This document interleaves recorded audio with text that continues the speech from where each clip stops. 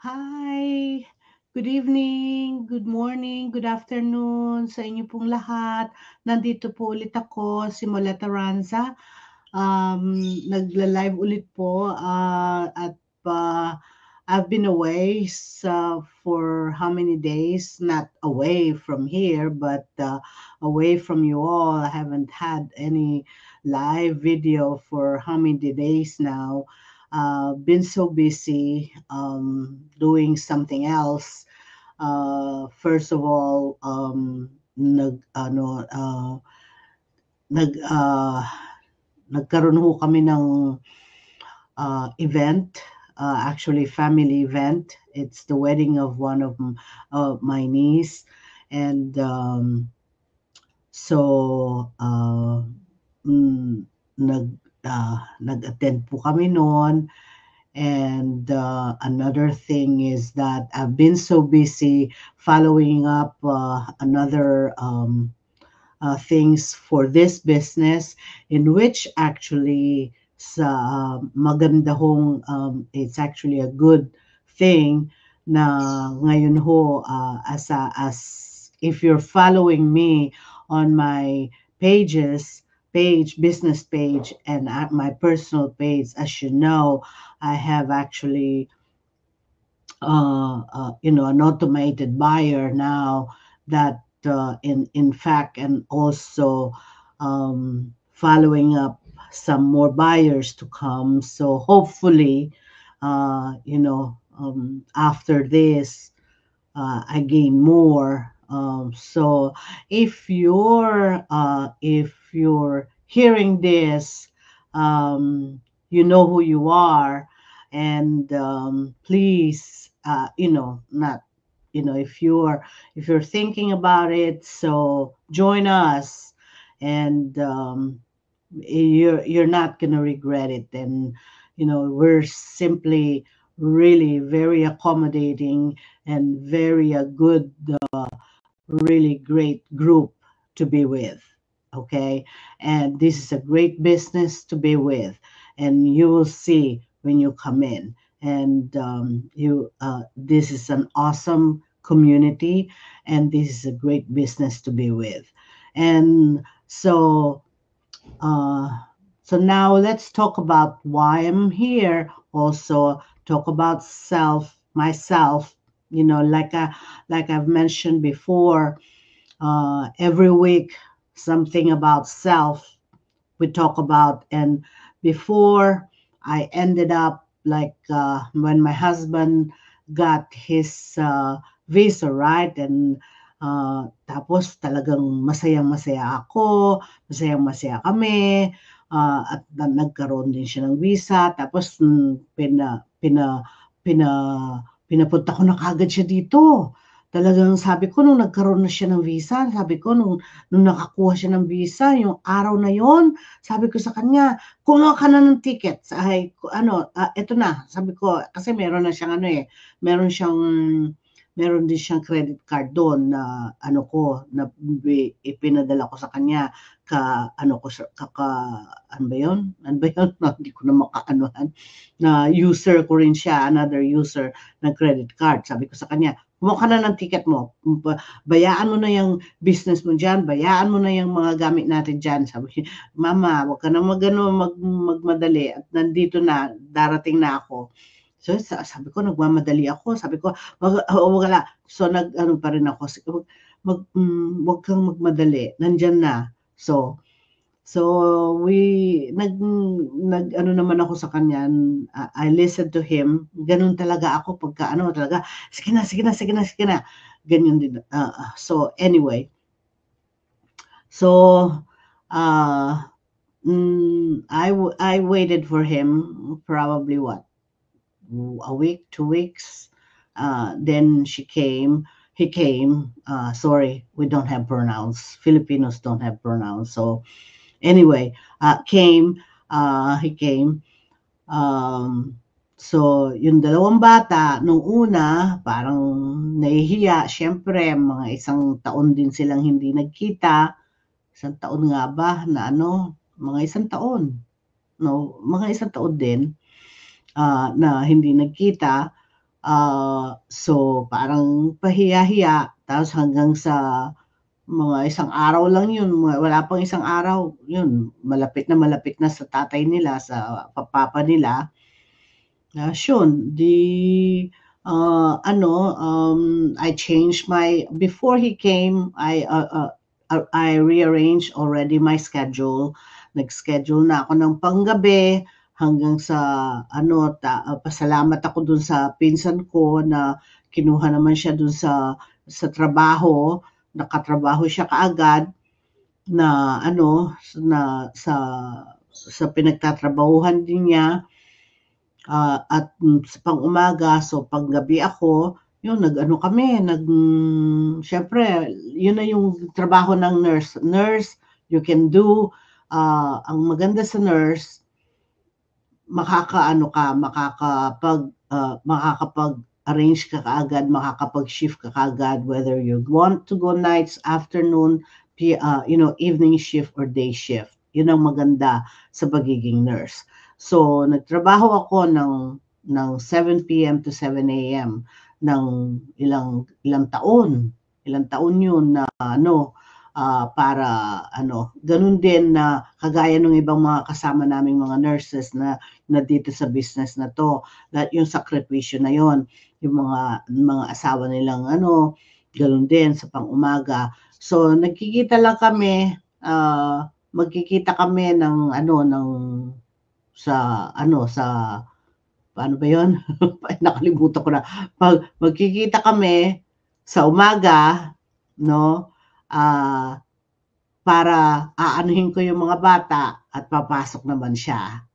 Ganon. Tapos sa gabi at ilalagay sa pagkapapasok naman ako, dadalhin ko yung mga bata sa kanya at ako'y papasok naman. Dadalhin ko yung mga bata sa trabaho niya, tapos papasok naman ako. Ganun ang trabaho namin. Hindi kami, halos pagka-off lang naman kami. Kasi naman, at least 3 araw lang naman ang trabaho ko. Tapos, syempre, yung ibang araw na yon magkasama naman kami dahil kasi, may 4 days naman ako. Pero, yung 4 days, you think 4 days, dalawa or 3 ang trabaho ko. May mga part-time ako. I've always worked 2 or 3 jobs since I came here in the US. I've never worked actually 1 job in the US mula nung pumasok ako dito sa Amerika. Parating meron akong trabahong 2 o 3. Yung 2 lang, yung pangalawa o pangatlo, it's not full-time. One is always a full-time job. The other 2 is always like a PRN. A PRN is always like as needed. Okay, so I always work like at least to another 12 or 24 hours in a week. That's the maximum I can do. Additional 24 hours a week. Yun ang ginagawa ko. Para maganda naman ang noon. Tapos ang namin ng mag-asawa, sabi ko, ikaw ang mag-aano sa mga bata na yung oras at 1. Ako naman kasi mas maganda ang ng nurse, bahala na ako, basta siya ang mag-aano sa mga kasi mas magaling siyang magano sa sa bahay at saka sa bata. Ang asawa ko magaling, na malaki ang pasensya niya at saka mas magaling siyang siya. Napaka ng asawa ko, ang husband ko na sa pagdisiplina at saka sa pag-alaga at saka sa bahay. Ay naku, magulo ako sa bahay. Ang asawa ko walang makaka sa pag-ayos sa bahay. Kahit sino man na sabihin mong napakagaling sa pag-ayos sa bahay, walang makakatalo sa asawa ko. Kaya lang, pagka nag-ayos naman siya At tanungin mo sa kanya kung nasaan ang ganito, hindi niya maalala kung saan yun. Ganun. Pero, napakaayos. Anyway, yun ang ano. So, ang ano naman doon is, so, nurse ako. Pag na-nurse ko, never na nagtrabaho ako sa regular na ano na regular na ang tawag doon, sa mga medical floors or surgical floors. It's always in the mga intensive ICUs, sa mga ICUs, mga critical care, lahat critical care. I've never worked in a regular floors. So yun ang mga specialties ko. Critical care, cardiovascular, surgical ICUs, tsaka coronary care, tsaka PACU. But I stayed so long in a recovery. It seemed like it has been my home.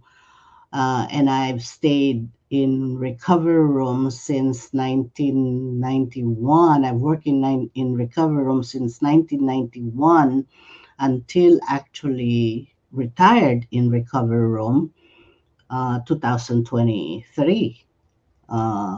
This last year, ng November, yun ang ginawa ko. So, in between, nag-aano ako ng home care, hospice, ganyan. Ang hospice ko siguro, total ng mga 9 years hospice care. Yeah. Yun ang ano ko. Tsaka mga home care agencies, ganyan. Yun lang naman. Ang pinaka gusto kong experience sa critical, sa ICU, SICU, is when I was in DC. Yun ang, nung lumipat ako galing ng New Jersey, yun ang pinakamagaling kong experience. Kasi doon ko nalaman lahat ng mga ang knowledge and skills ko doon sa ICU na yon, sa SICU na yon. Kasi nandun lahat ang mga trauma na kung ano man ang klaseng trauma ang makikita mo. And also the kind of different people, ang doon ko nakilala lahat ang klase ng mga tao and how to deal with them and how to nakilala ko ang iba't ibang klase ng mga tao and how I actually learned how kung paano ako makipag-usap sa iba't ibang klase mga tao, and I've learned how na hindi ako matatakot or para naintindihan ko sila sa iba't ibang klaseng mga klaseng tao, na they're really nice, they're really great, and walang hindi mo masasabing bakit sila ganyan, bakit sila ganon, and you will learn why people are like that, or there's a lot of good things in people that you don't know, and dun mo may intindihan ang different kinds of people. So deep within me, dun ko nakilala ang mga taong hindi nila naiintindihan. Dun ko lang naisip, dun ko na feel, dun ko naiintindihan, at and they taught me different things and different vision and different outlook in life dun sa hospital na yon. At and the only reason I left that DC and when I went to Alexandra, it's when yung time na yun na magsasarado na yung hospital na yon. And too bad at yung hospital na yon. It was a teaching hospital, a great teaching hospital. Doon ko na anuhan. And there's a lot of great experience I've learned about that hospital. At doon ko, and I will never forget na marami kaming na-revive na pasyente, mga taong bumabalik na yung mga na-revive mo na halos mamatay ng mga tao, tapos magbabalik sa'yo, babalik sa unit mo na magpapasalamat sa'yo na buhay mo sila. Naku, ang sarap ng pakiramdam ng mga ganon.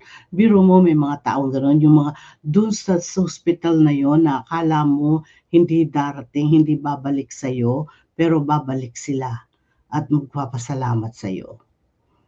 Yun ang tao, dun ko nakita yun. Sa ibang mga hospital na after that or before that, wala kang makikita. At doon mo makikita na babalik sa'yo. May mga pupunta na, there's nothing about like gifts or what or something. They will come back. I've never seen things like that happen, that they will come back and they will thank you. And these are the people that almost actually left us. And kasi halos gabi-gabi yun eh. Halos gabi-gabi na code here, code there, na talagang na kasi doon yung place na halos na gabi-gabi yun. Nandito na naman, we will run after here and there, ilang rooms yun sa units kasi SIC, surgical ICU yun eh. Kaya and the people that I've worked there, I still miss them, na kung siguro kung every now and then I've heard about them, say hi to them or what, but some of them siguro pag nakita kami or they hear about me, they will say hi. If you hear about me, say hi to me. I've missed you all, na pati yung mga pagkagabi na na lang. Do you remember that one night we're all running around na meron, oh my God, we're all running like we were all scared, like I thought na halos nakala natin na tayo ng isang pasyente. Oh my God, I forgot. We all ran away na akala namin sasaktan na kami ng isang pasyente. So anyway, I just can't picture it anymore. Anyway, yun lang, sa ngayon, yun lang ang maano ko, masyado ng mahaba at marami pang mga pagkakataon. I guess I can share more. That's the DC part, the area ng share ko. After that, after that, 'di ba, lumipat na ako sa after ng SICU ko, lumipat na ako sa Alexandria. Doon na kasi nga magsasarado na, so naghanap na ako ng pang Virginia, malapit na sa kung saan kami nakatira ng family ko. And we used to live in Alexandria then, nag-apartment kami ng ng ano ko, ng asawa ko tsaka ng dalawang anak ko. Una, nag one bedroom apartment kami. Si Ayan nun, talagang husband ko, his name is Ayan. Si Ayan nun, talagang mangha-mangha dahil yung siyempre galing ka ng Pilipinas, mangha-mangha ka kung, naku, sabi niya gano'n, ano pala, pero akala niya yung mga ano ba yun? Ah, mga they thought they were all running like na yung mga nag nag nag ang tawag na to, mga mga mga nagbibisikleta or nagja-jog na akala niya they were all running after something, so pala nagja-jog lang. So anyway, yun lang po.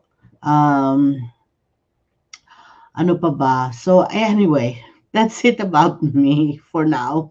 Wala na akong anuhan. So sa susunod naman, in parting again, please, yung aking pong website, www.mariamoletaranza. Kung aanuhin niyo po, kung pwede po kayong take a look at it, okay? Why don't you join us? And it's a great team. It's a great business to join. It's a really great community to join. Okay? Kung makaka-join lang po kayo at pagka napunta po kayo sa if you join inside, and you will know the what's in it for you.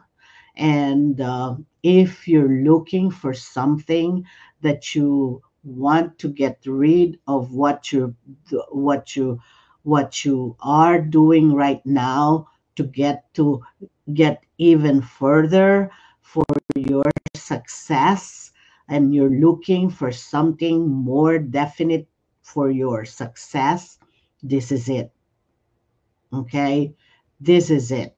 I'm telling you. And if you want to gain more power for yourself, for improvement, for your to get out of your shell, this is it. Okay? And so www.mariamoletaranza.com, and we'll help you step by step, and we're going to be by your side. Okay? And hanggang doon lang po ako sa ngayon. Sa susunod na naman po. And thank you for viewing. And it's already 10:48 in the evening.